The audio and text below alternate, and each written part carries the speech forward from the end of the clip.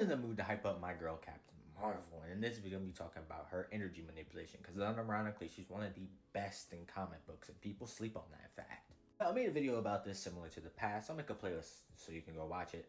In order to keep this fresh and unique, I'm going to be bringing up mainly newer feats, so let's get right into it. Let's head over to the current Avengers series, issue number 3 specifically.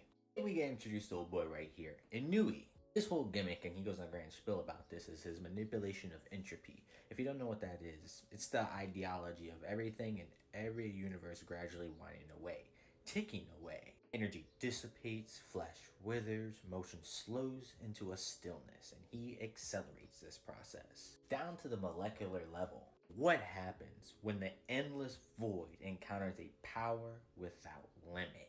Despite the fact of it being the natural antithesis to energy, literally stopping motion, dissipating it to its very molecular bonds, he could not stop Captain Marvel. For the first time in all of existence, he could finally feel something. The notion of Captain Marvel having an endless supply of power is reinforced yet again in another modern comic, the Avengers United Infinity comic. He here is trying to overload Carol with energy. She notes that's not going to work. I can intake an unlimited amount of it. And he says, yes, that is true, but not here, because I control the very rules of this realm. Despite being nigh omnipotent in this realm, he is struggling to actually overload Carol. Just another notion how powerful he is, he's also able to contest the Scarlet Witch within this realm. And again, despite this, my boy is putting so much effort into putting Carol down, to a point where he had to change the literal rules of her powers in order to accomplish something like this. Let's talk about specific potent energy types. Star, issue 5. This is the series where Star finds out that she is a living Infinity Gem, the reality gem in fact. And despite using the peak of its power in this moment, Carol is able to absorb its energies. And that notion too is reinforced if we go to the Avengers Unlimited Infinity comic. We get introduced to this key, which literally just by existing alters reality. The very next issue, Carol's just outright eating the beams emitting from this key. Captain Marvel, we end up learning she can absorb magic as well. Strange uses that exact thing in order to fuel and amplify her power.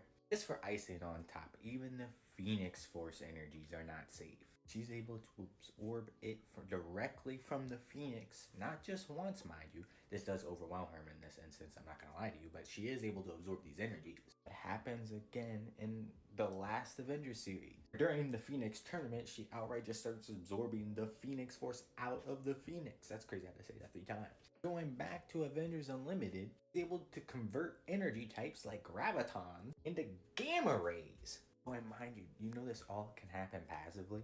Even while unconscious, her body's constantly absorbing energy in order to heal herself. Simply just being near potent sources of energy can trigger her binary form. I'll speed running through the rest of Feats, so it's not a long video. If you need me to source anything, just let me know in the comments. She's able to absorb horde energy. Same energy that can completely deconstruct a celestial. Black holes, white holes, that stuff doesn't matter to her. She can just casually manipulate them. Does this quite recently in the newest Avengers issue. She absorbs and manipulates all 3 of those black holes. End this video off, as Carol herself notes here, there's not an energy source that she cannot absorb. Anything that attacks her body, anything that can attack her mind, her soul, even magic, which was naturally her only weakness, can now be absorbed.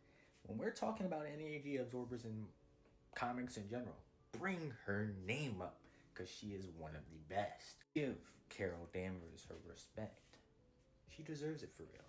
Carol can practically absorb every source of energy. This video will be showing you specific energy types we've seen Carol absorb. To Marvel, issue number 30. She tells us that she can absorb energy from physical blows, meaning the longer you slug it out with Carol, the stronger she's gonna get. Avengers, issue number 41. Fighting these automatons absorbs ambient energy to increase her striking power. Energy is practically everywhere. She can always have a source to amp herself whenever. The Avengers, issue number 5. Carol catches a ride on this nuke, so she can absorb the energy once it explodes. Right after that, we see of her as her slugging Sentry in the back of his head. Ultimates 2, issue number 6. Carol is shown absorbing ambient light energy. Hulk, issue number 4. Along with Sunspot, he absorbs the gamma radiation out of the Abomination's body. Ultimates, issue number 1. He absorbs the energy Blue Marvel gives off being antimatter, and so putting her in her binary state. Issue 11 does it yet again. Marvel, issue number 5. Even magic's not safe from Carol's absorption. Granted, it's a lot harder than other sources of energy. Avengers Assemble, issue number 16. Completely unique and unknown energy source being produced by Ultron. Carol still absorbs that shit. Finally, Secret Avengers, issue number 28. Carol absorbs the energy out of a white hole, putting her into her binary state, where she then absorbs the energy from the Phoenix Force. So much so, in fact, that she damn near made herself a Phoenix host in this moment. Like I said in the beginning, there is not a source of energy Carol cannot absorb. Give her your respect. She deserves it for real. Not to mention Captain Marvel issue number 12, which she absorbs magical lightning from Thor. Carol has one of the best healing factors amongst the Marvel's heroes, yet no one talks about it. It's so potent. Beast, the mutant's top geneticist, notes that her healing factor is better than Wolverine's. He's a valid source because he studied Logan's DNA in its totality. Getting these feats, Miss Marvel issue number 12. After having her ribs split in half, also fighting off an infection at the same time, damn near instantly her body fully healed itself. Miss Marvel issue number 20. This giant ass explosion goes off. Carol casually walks out the explosion, noting that the blue stuff within her body heals her to 100% practically. Miss Marvel issue number 21. Getting stabbed in the back is damage.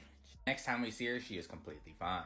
Miss Marvel issue number 44. Healing factor practically makes her immune to sedatives. This even works on her very DNA. After being infused with multiple different Avengers in terms of their DNA, body begins to purge everything from her system. Eventually returning back to normal, she literally notes that she burns the DNA out of her body. Captain Marvel issue number 40. Carol destroys these magical bands binded to her arm, leaving practically nothing but her skeletal structure. Her powers finally kicked back in, damn near instantly healed her. Like I keep saying, you don't need to give Carol her respect. She deserves it for real. I think all of this gets amped the more energy she intakes.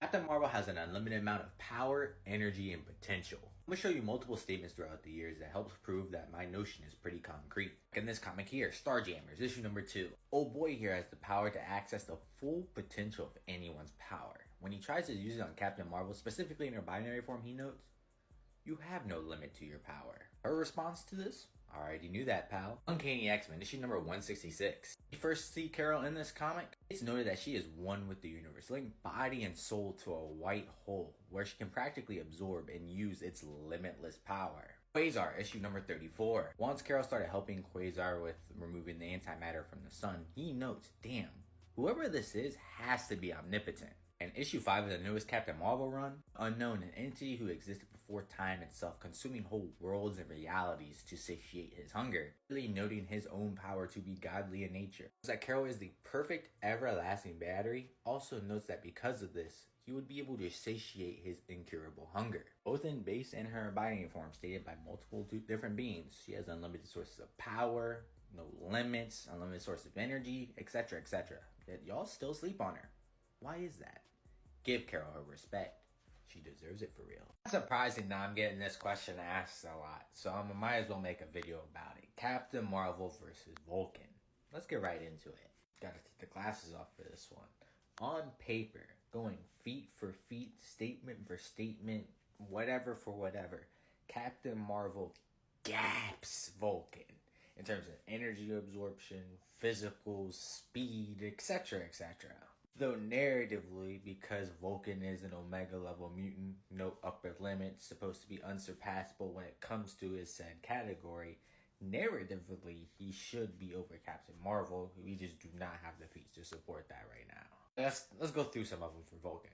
Fortunately for Vulcan, for him being a newer character, he hasn't really gone up against many other potent energy absorbers. Like his best feat is against Adam Warlock, who has metaphysical energies, and that's about it, to be honest. Black Bolt can get up there too in terms of electron manipulation.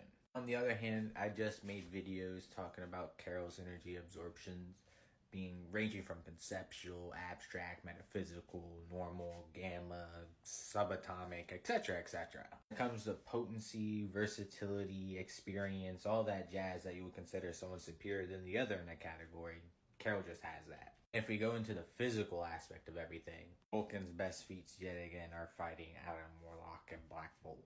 Carol's fought Hulk, or Sentry villains on that tier, the Lost One, Avengers level threats, Thanos, etc., etc.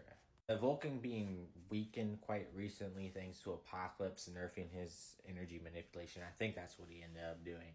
I definitely don't think he's hanging with Carol right now unless he somehow shows up and does like some top tier shit. But yeah, Carol wins. And I'm probably going to make this a series low key because just showing just how potent Carol is in comparison to other X-Men and mutants and such. Because I talk about them so much, it would be a perfect comparison. I have so many videos showing that off. What mutant would you like me to compare Carol to next? Let me know in the comments below. Carol has defenses and has the ability to overcome genetic manipulation. Let's talk about it. I'm making this video in regards to this commenter here, no hate of course. He's referencing when Vulcan just do exactly what he did to Tarn, and I don't think you can correlate that scenario to Captain Marvel whatsoever. Let's go over it, shall we? X-Men Red, issue number 3. The same moment Tarn tried to steal Vulcan's ability, Vulcan notes that he is able to absorb any energy as long as he knows how to do it, and he's learned how to. He stole Tarn's mutant ability away from him. Why wouldn't this work on Carol? Because of the difference of how their abilities function. Tarn manipulates genetics through psionic means. That's why Magneto ended up plopping his helmet on his head. It's practically the same thing Vulcan did. Instead, Vulcan just decided to absorb Tarn's specific psionic energies. Let's tie this into Carol more, specifically her defenses against genetic manipulation. Let's go to Captain Marvel issue 16, where Carol ends up going against this entity named Vox, who's kind of a genetic manipulator in his own right, more in terms of science and stuff. Buddy not only rewrote Carol's DNA, she intertwined it with other heroes and villains, turning her into a straight abomination. Just for after a few moments, her healing factor kicks in. Really burns away and rewrites all the corrupted DNA she had.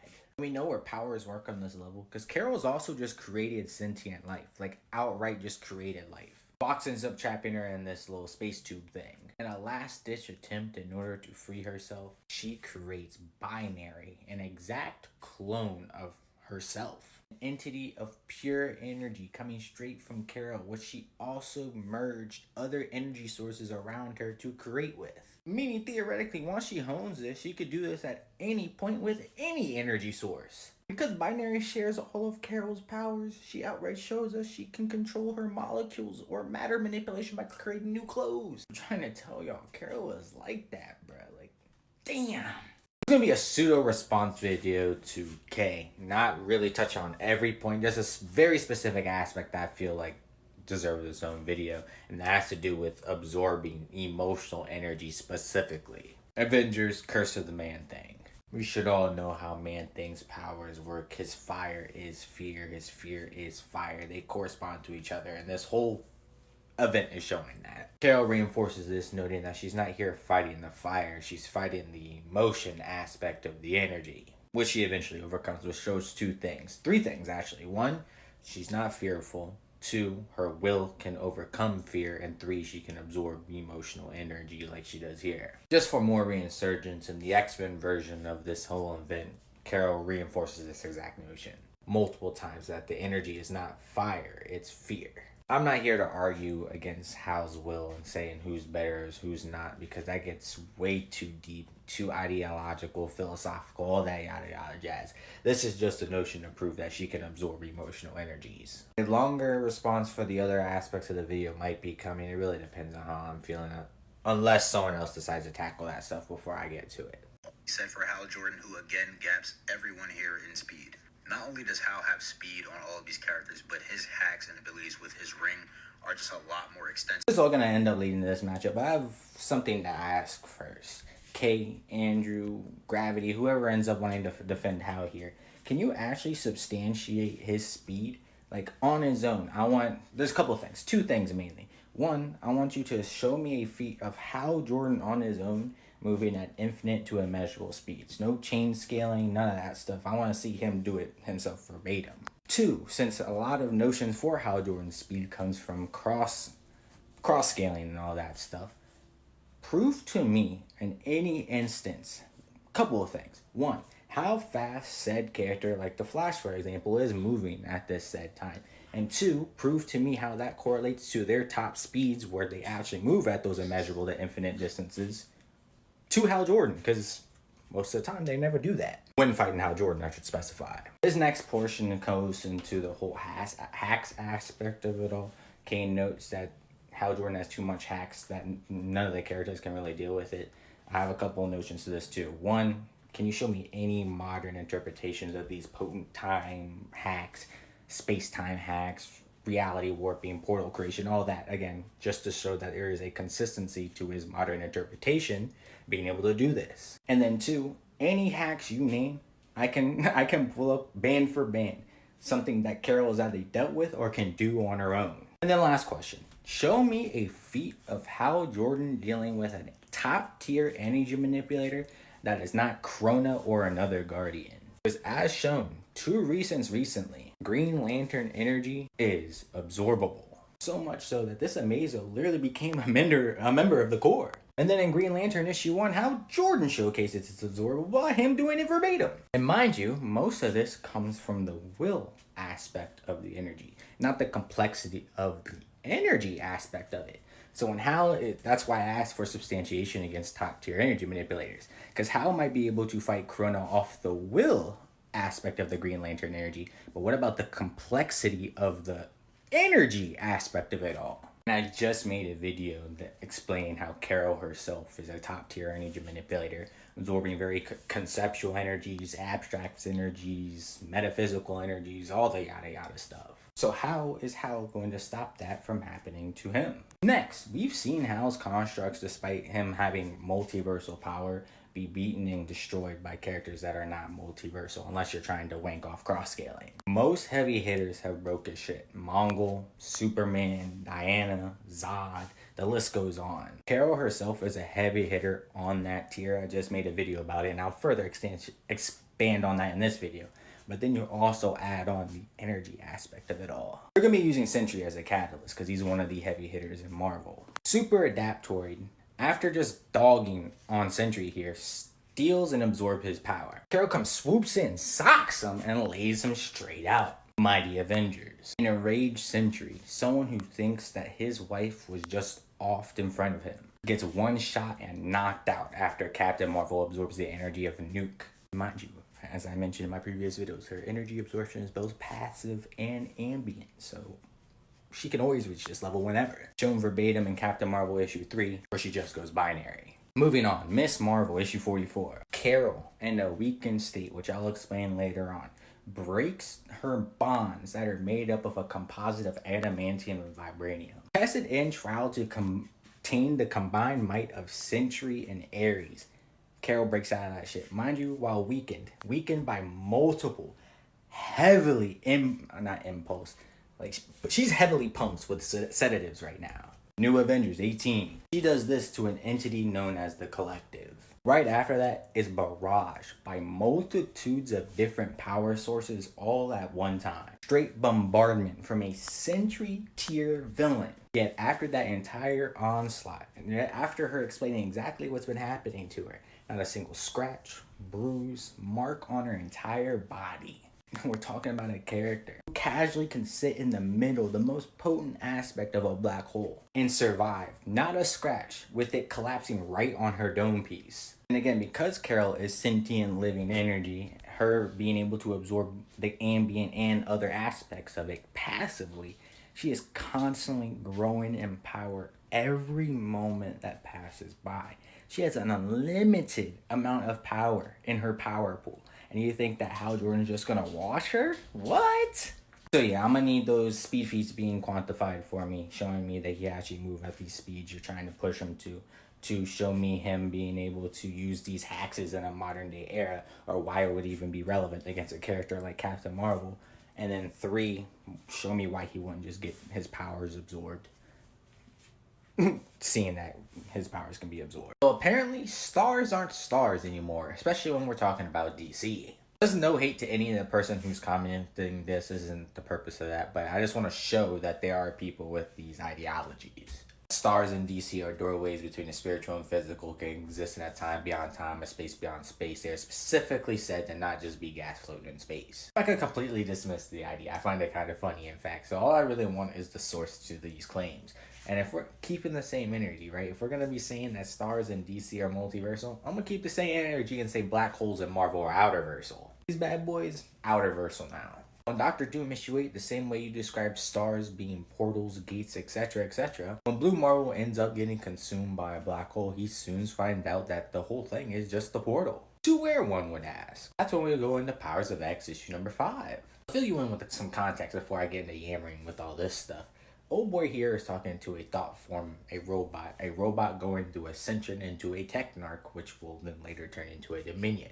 That all is hella prevalent. Topic they're discussing is the phalanx and dominions in general, and they pause to read this whole thing because again I'm not trying to yammer, but it ends up noting that they are such condensed forms of information and elemental forces that they collapse into themselves as singularities. But here's like, yes, the Titan theory, the notion that in the center of every black hole lies a supermassive machine brain. Machine Program dismisses the idea, noting that it is possible, but that's not exactly what's going on. He asks, what is a black hole? It's a wormhole, a bridge from one singularity to the next. We have to consider that every black hole is not a singular machine, but an entire web of just one gigantic entity. One gigantal intelligence that is so far beyond us, people would consider this God. This is what the phalanx is, meaning that every black hole is a dominion. Why is that so impressive? Well, we'll go back to Resurrection of Magneto. There's the phalanx right there. In a realm of the mystery, overspace. This is Marvel establishing where their black holes come from.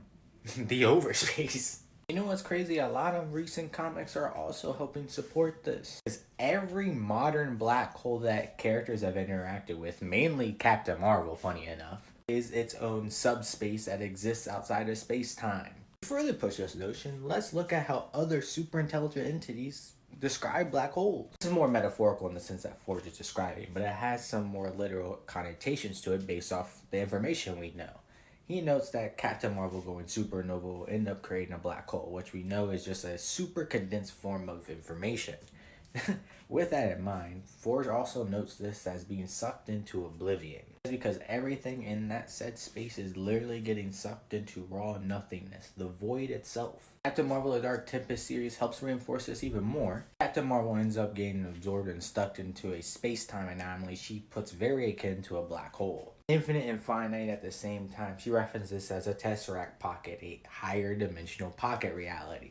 She also notes that it's kind of funny that Nada names herself after nothingness and her power has to do with the void. A little speed feat for you. Despite that being a whole infinite distance, Captain Marvel is able to cross that whole bitch and free herself. Yeah, going over it all, to summarize, every black hole is a blob of pure nothingness. All information gets absorbed as well as all fundamental factors of the universe. This also links to a grander entity. It's a portal / gateway to a dominion, the phalanx. Then explain why it takes those characters like the Phoenixes, the top tier energy manipulators like Captain Marvel to actually shut these boys down, because they're them. By this logic, Captain Marvel would be outerversal because she can completely manipulate every aspect of the black hole. Any character severing a black hole now is literally severing mystery level energies. Yeah, that's kind of, you see how, but hey, if that's what we're doing, that's what we're doing. I'm only gonna like this one. I gotta take the glasses off. Yes, Captain Marvel can't beat Wonder Woman, and thinking that she has no win cons whatsoever is a genuine biased take. To prove my point, just click on this video, and the first comment that responded to this was not a chance. Like, what? On top of that notion, this video is also going to be directed towards Adonis, because you're also sleeping on my girl. Alright, boom, let's get right into this. And the first thing I'm going to mention is also an extremely hot take. It's not even a hot take, it's cold as fuck, but people aren't ready for it.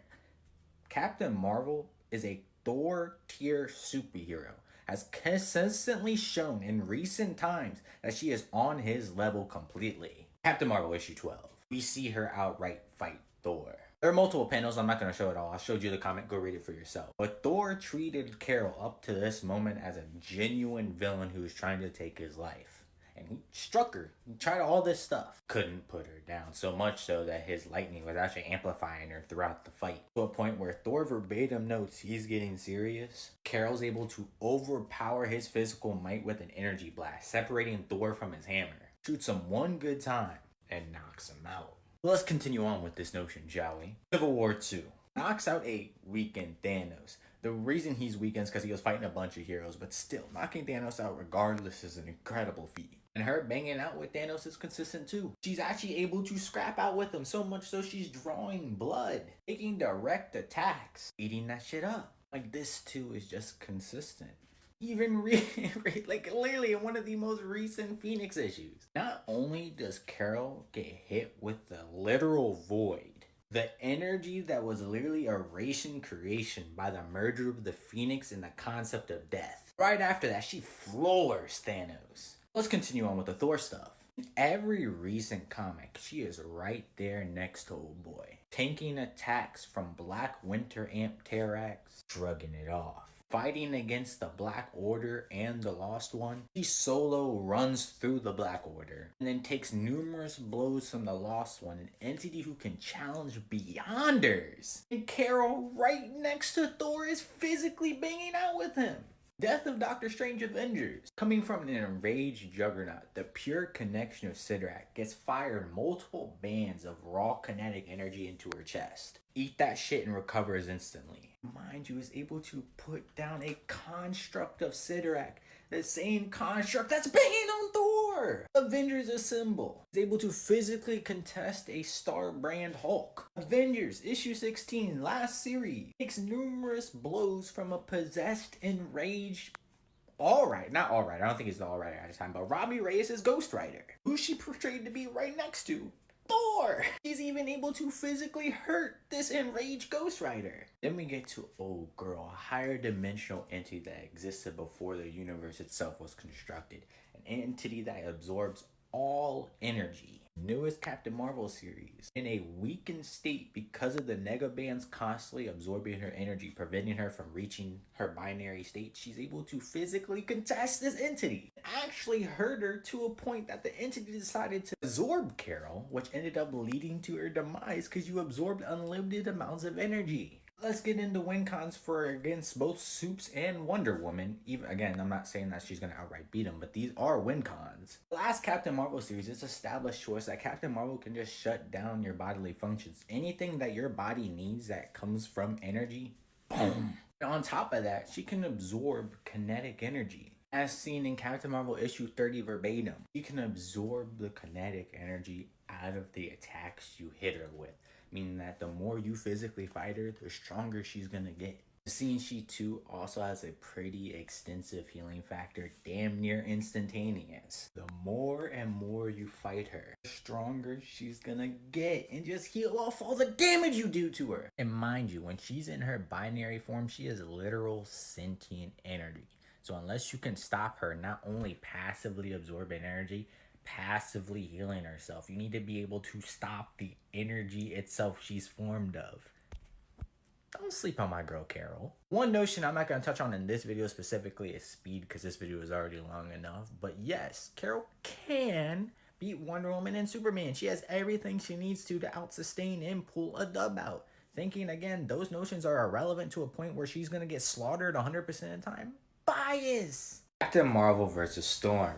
Let's talk about it. A video against Vulcan, I asked what other Omega levels you would like me to put Carol up against, and obviously Storm ends up being the one most people ask for. First aspect I want to touch on is Storm without Eternity. I know a lot of people are not going to like this, but Storm without Eternity is more than likely not hanging with Carol. Mainly because quite recently we do have a reference point of how Storm handles other top tier energy manipulators. Using said energy manipulation, a little bit of fire manipulation dabbled in it, he kind of just stole away all of her abilities, the lightning, the wind, all that yada yada stuff, leaving her with just the ice to defend herself with. Even with the ice manipulation, even though she's one of the most potent ice manipulators in the verse, being right up there with Bobby. Trying to put out a living star is quite hard, even for someone like Bobby, because he hasn't done a thing like that before. Even if you want to use the arguments of universal forces like atmospheric pressure or gravitational forces, that's just like a natural byproduct of Carol's ability, and she's manipulating those forces since like her earliest conception as binary. Add on the fact that Carol can also absorb magic now, the whole magical aspect of Storm's kit also wouldn't be too much of a factor. That's why I say you kind of do need Eternity in this specific matchup to make it more of a fair fight. Honestly, despite only having minimal amounts of feats, there's some top tier ones. Low diff to Spirit that was giving multiple Source Supreme issues, even was able to best Doctor Doom. Was able to best a Doombot using the Source Supreme powers. Able to overpower Cyclops' full optic beams. Able to do some solid damage to Juggernaut. All the some good stuff. Look at this. But I don't know if it's going to be enough yet. When it comes to Storm's relationship with Eternity, we gotta remember two things. One, she is not currently using the full disposal of her powers, nor has she shown any feats of being able to. And then two, their relationship's just not it right now. I'm not saying it's gonna happen 100% of the time, but there is a chance Storm and Eternity do have a conflict of the mind in the midst of a fight, which could lead to drastic effects. Don't completely dismiss Carol, because she's able to bang with these types of entities. Don't get it wrong. I just made a plethora of videos about this, so I'm not going to bore you by showing the same feats. I've seen her deal with entities or energies that either predate or transcend Eternity.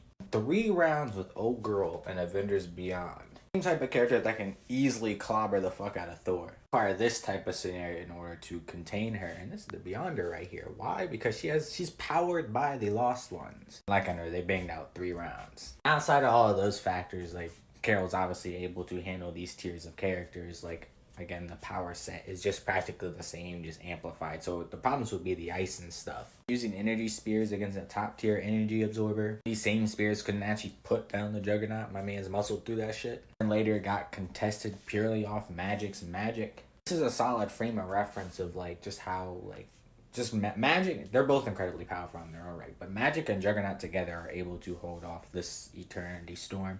I don't see why Carol, who is also like on that tier of character near Storm, isn't able to do so when she has practically both their powers and then some.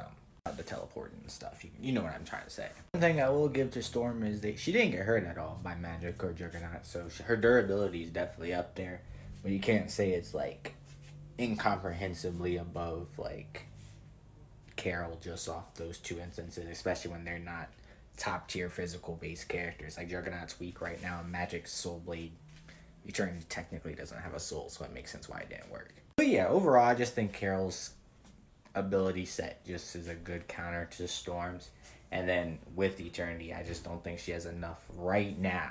Right now she does not have enough showcasing to just say she'd whoop on Carol. He's about to fight Oblivion here soon, so that could definitely change.